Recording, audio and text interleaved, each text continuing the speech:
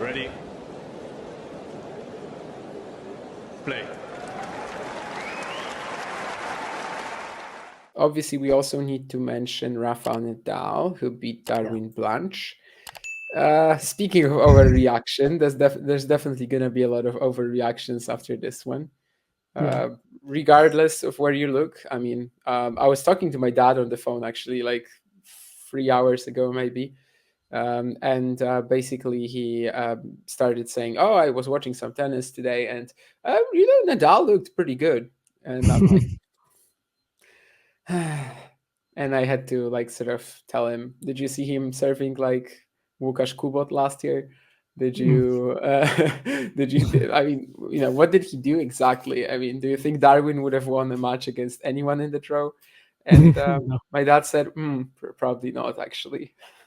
Yeah, I saw a lot of opinions about wildcards, mostly on Twitter after this Yeah, match. Why was he a player outside the top 100, 1,000, 16 years of age, being given this opportunity? Like, should we even have wildcards in 1,000? Should they go to former players, number ones, major champions? Should they go to, you know, because clearly, I mean, he is like the most touted prospect right now in the States, at least, given his results in the juniors last year. And of course, he does have potential, but yeah, I don't know. This one, there really wasn't much.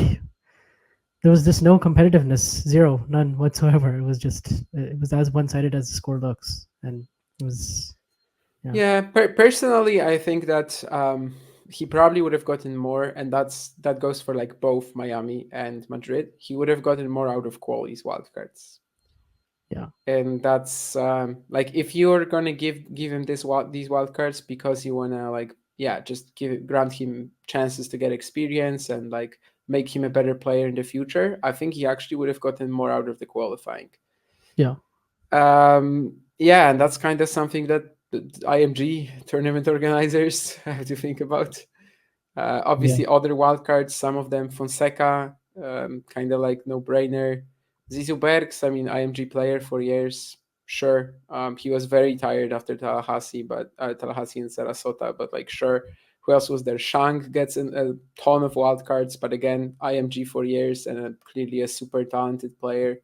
And I'm lacking someone. Landaluce. I mean, I saw people complaining about the Landaluce wildcard, for example, and that's sick to me. On the one hand, you've got everyone saying that they should be going to the most talented players from the country of the event, and then you give a wild card to the most talented young player from the country of the event, who's also IMG.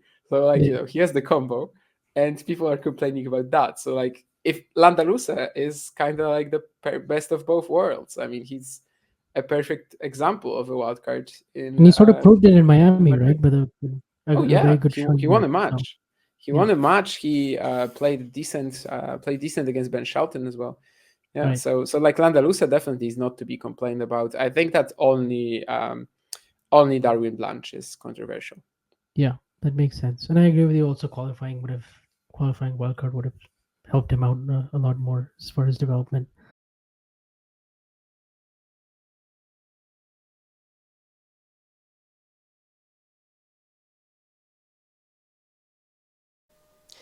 If you enjoyed this video, make sure you hit that like button. Don't forget to subscribe and click that notification bell so you don't miss out on all things tennis.